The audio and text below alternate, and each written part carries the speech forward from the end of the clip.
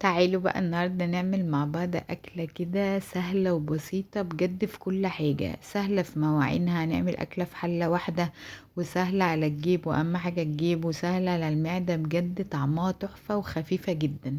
ومن صدر، بصوا، من صدر فرخة واحد هنأكل 4 5 تنفار معانا. هنشوف ازاي. أنا هنا هجيب صدر كده من الفرخة. طبعا انا غسلاه حلو قوي، وكنت عامله له محلول النقع. وهقطعه كده اكننا بنقطع زي شرايح الستريبس كده، بس انا مش عايزة الشرايح بالطول كده، وعايزاها تكون تخينة شوية محملة. هوريكي ازاي. بصوا بعد ما قطعتها كده، بصوا بقى مش بقطعها رفيع، بقطعها تخين شوية عشان تتحمل معانا الأكلة كلها وما تتهريش. خلاص، بعد ما قطعت الصدر كده بالمنظر ده، هحط عليه معلقة من الملح، معلقة من الفلفل، معلقة من البابريكا المدخنة، معلقة بهارات، كل المعالق صغيرة ممسوحة كده زي ما انتوا شايفين. والخطوة دي مهمة جدا عشان لما تيجي تاكلي الفراخ ما تحسيش انك بتاكلي فراخ مسلوقة، لا، تبقى الفراخ متبلة كده.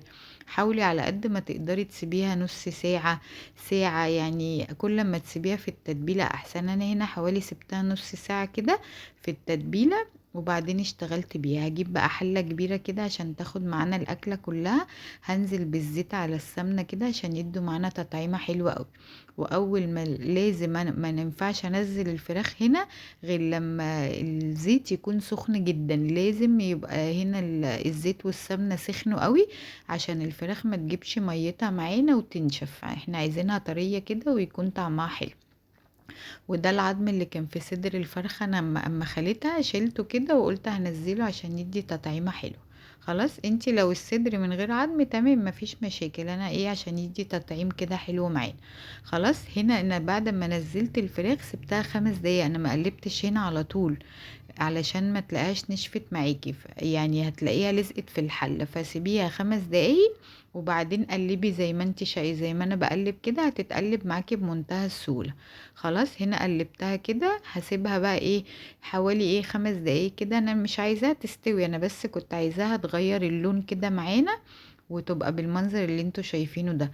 اي خضار بقى عندك حطيه، عندك جزر، عايزة بطاطس.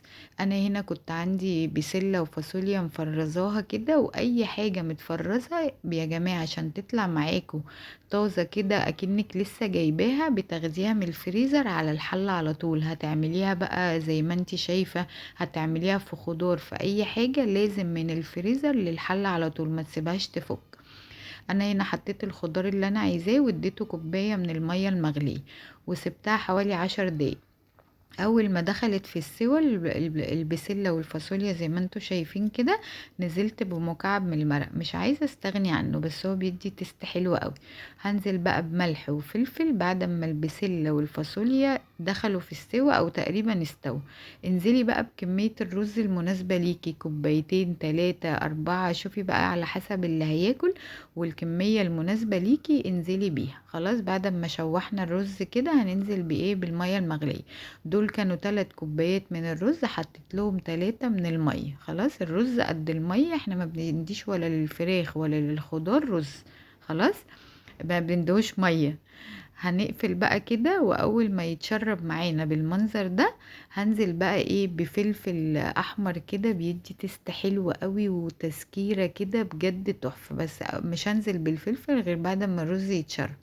وبعد ما اتشرب معانا كده ونزلت بالفلفل، قلبته وسبته بقى على نار هادية، في يعني على تحت الشياطة كده لغاية اما كمل سوا خالص. وبعدين غرفته بقى بالمنظر ده. بصوا طالع خطير ومفلفل، وفي حلة واحدة عملنا خضار ورز وفراخ. دي اهم حاجة. بصوا، ولا رزاية ليه بقى؟ بسبب ان هو لما بيتشرب بروح موطية النار خالص وحتى الشياطة. دي حركة مهمة جدا، ما تهدرش معاكي اي رزاية. بصوا بقى خطير، لازم تجربوه.